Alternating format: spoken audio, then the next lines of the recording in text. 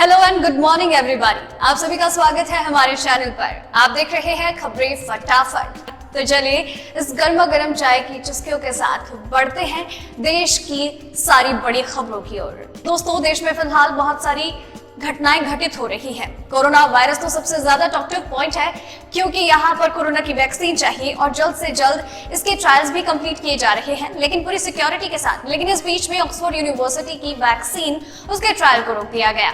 इसके साथ ही कोरोना महामारी की वजह से देश के हाल और भी बेहाल हो चले हैं।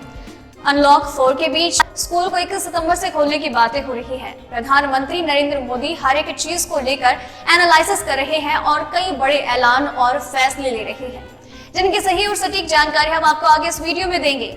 लेकिन उसके लिए आपको इस वीडियो के साथ अंत तक बने रहना होगा। तो चलिए दोस्तों, जान लेते हैं आज की मुख्य सुर्खियों के बारे में, जहां आपको बताने जा रहे हैं देश में कोरोना के हालचाल कि आखिर कितने पेशेंट्स हैं, कितने लोग रिकवर हो गए हैं और कितने लोगों ने अपनी जान गंवा दी है। पैंगोंग फिंगर 4 पर बड़ा तनाव। चीनी जमावड़े के बाद भारत ने सैनिक बढ़ाए, बोफोर्स तैनात।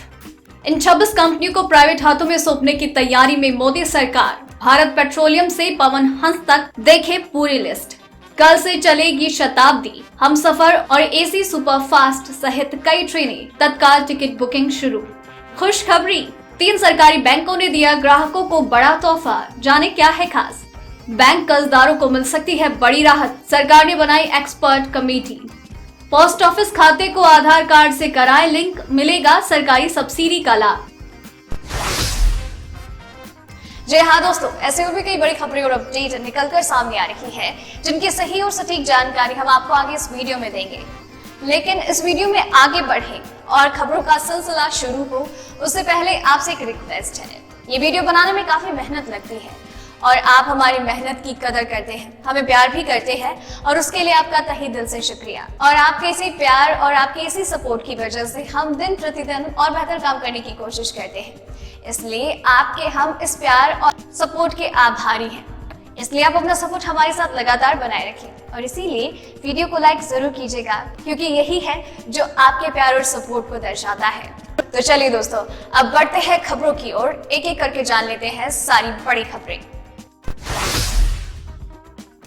कोरोना महामारी थमने का नाम ही नहीं ले रही है। दुनिया में करीब 3 करोड़ लोग कोरोना वायरस की चपेट में आ चुके हैं। रात की बात तो ये है कि इनमें से 2 करोड़ 83 लाख लोग ठीक हो चुके हैं। पिछले 24 घंटे में दुनिया में 3 लाख से ज्यादा नए मामले सामने आए और 5,927 लोगों की जान चली गई। वर्ल्डोमीटर के अनुसार दुनिया भर में अब तक 2 करोड़ 83 लाख 15,289 लोग संक्रमित हो चुके हैं। इनमें से 9 लाख 13,227 लोग अपनी जान गंवा चुके हैं और वही 2 करोड़ 32 लाख से ज्यादा मरीज ठीक भी हुए हैं। पूरी दुनिया में 70 लाख से ज्यादा एक्टिव केस है, यानी फिलहाल 70,74,000 से ज्यादा लोगों का अस्पताल में इलाज हो रहा है।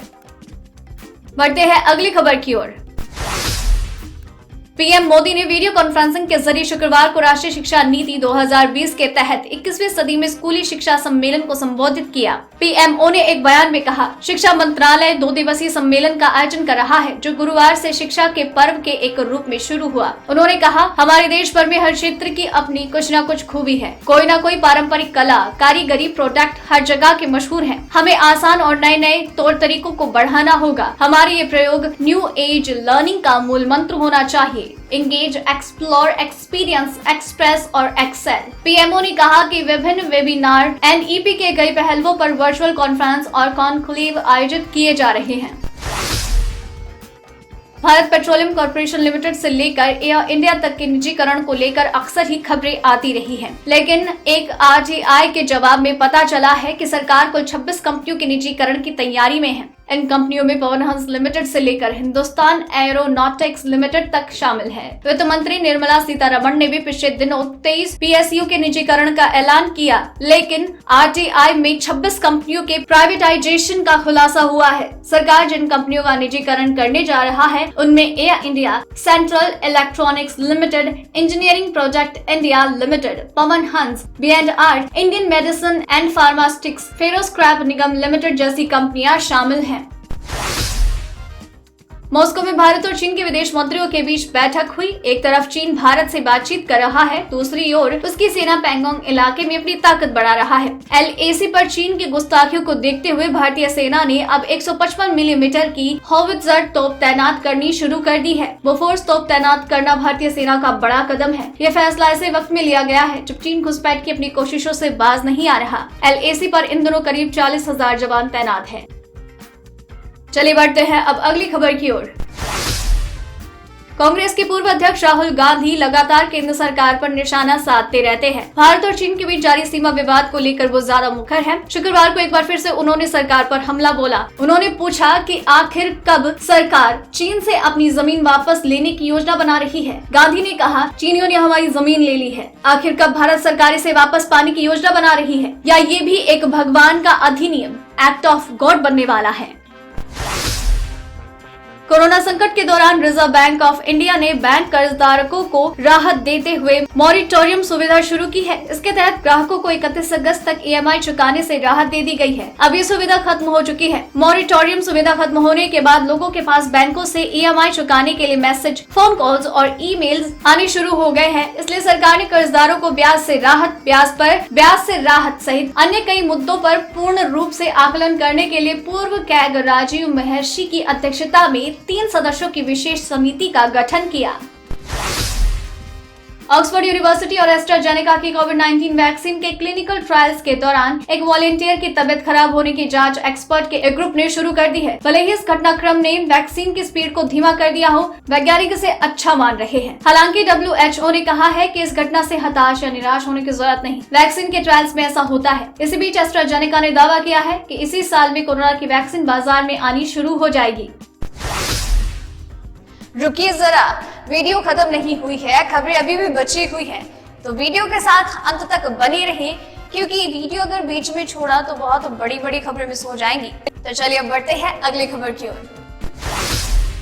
देश में इन दिनों उमस भरी गर्मी के साथ बारिश भी हो रही है, लेकिन इस हफ्ते किसी भी राज्य में मूसलाधार बारिश दर्ज नहीं हुई। आने वाले 24 घंटों में मौसम विभाग कुछ राज्यों में बारिश की संभावना जता रहा है। अगले 24 घंटों के दौरान बिहार, पूर्वी उत्तर प्रदेश, झारखंड, मध्य प्रदेश, छत्तीसगढ़, दक्षिण पूर्व गुजरात, विदर्भ, तेलंगाना, रायलसीमा, उत्तरी आंतरिक कर्नाटक, तमिलनाडु में हल्की से मध्यम बारिश का अनुमान है। मौसम विभाग के अनुसार इन राज्यों में हल्की मध्यम से तेज बारिश हो सकती है। उत्तर प्रदेश के कुछ जिलों जैसे अमेठी, रायबरेली, मिर्जापुर जैसी कई जगहों पर बारिश हो सकती है। साथ ही अगले 24 घंटों के दौरान पश्चिमी मध्य प्रदेश के साथ उत्तराखंड और उत्तर पश्चिम भारत में हल्की बारिश का अनुमान है।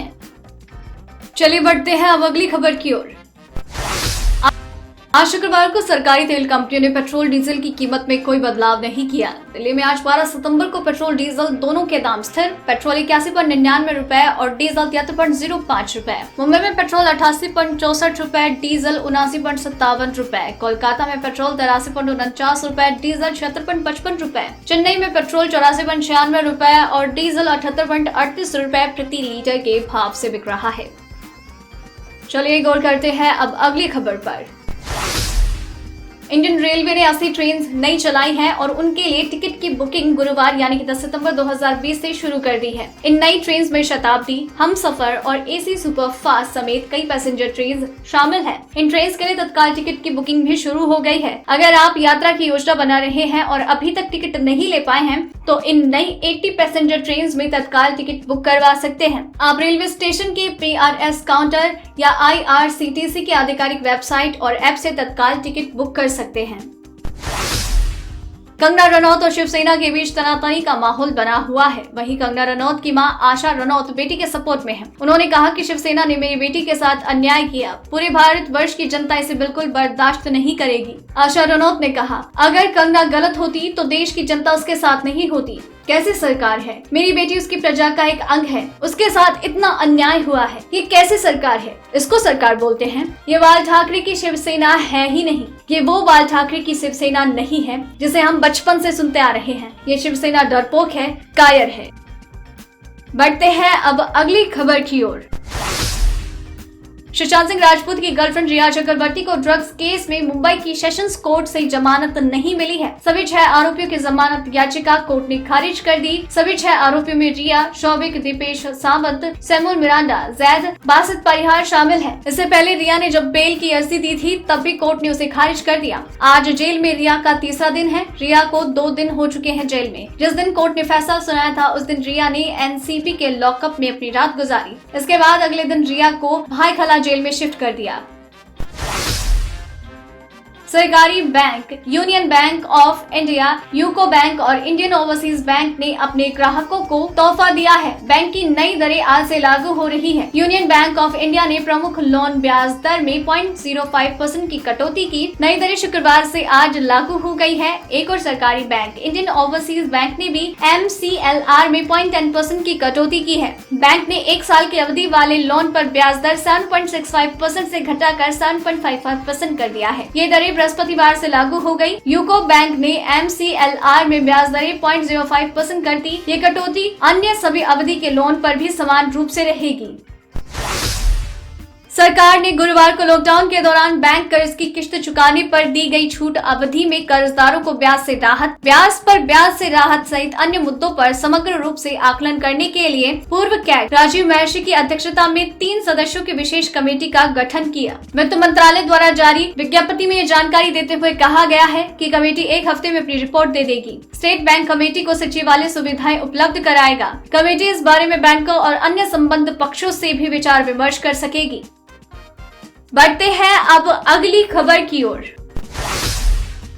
अगर आपका बचत खाता बैंक की जगह पोस्ट ऑफिस में है तो आपको भी सरकारी सब्सिडी का फायदा मिल सकता है। इसके लिए आपको सिर्फ आधार कार्ड को अपने पोस्ट ऑफिस बचत खाते से लिंक कराना होगा। इसके बाद आप सब्सिडी को डायरेक्ट बेनिफिट ट्रांसफर सुविधा में अपने खाते में ले सकते हैं। पोस्ट ऑफिस विभाग ने सर्कुलर में कहा है कि सेविंग्स अकाउंट में डीबीटी की बेनिफिट हासिल करने के लिए खाते को आधार कार्ड से लिंक कराना जरूरी है। आधार कार्ड को लिंक कराने के लिए application purchase of certificate form में एक कॉलम में शामिल किया गया है। सुप्रीम कोर्ट के फैसले के अनुसार पेंशन, LPG सब्सिडी जैसे सरकारी सब्सिडी का फायदा उठाने के लिए आधार नंबर जरूरी है। तो दोस्तों आज की वीडियो में बस इतना ही। आप तक खबरें लगातार पहुंचाते रहेंगे क्योंकि खबरों का सिलसिला हमारे चैनल पर नहीं थमने वाला। तो चलिए, अगर आप चाहते हैं कि ये खबरें लगातार आप तक पहुंचती रहे तो आप जल्दी से चैनल को भी सब्सक्राइब कर लीजिए और फिर आपको वहां पर नजर आएगा एक बेल आइकन, उसे भी जरूर दबा दीजिएगा ताकि आप तक सारी खबरें लगातार पहुंचती रहे। और हाँ दोस्तों, मेक श्योर कि आपने वीडियो पूरा देखा है तो आप हर एक खबर के बारे में अपने विचार बताइएगा और साथ ही आप अपना नाम भी मेंशन जरूर कीजिएगा। फिलहाल के लिए बस इतना ही। धन्यवाद।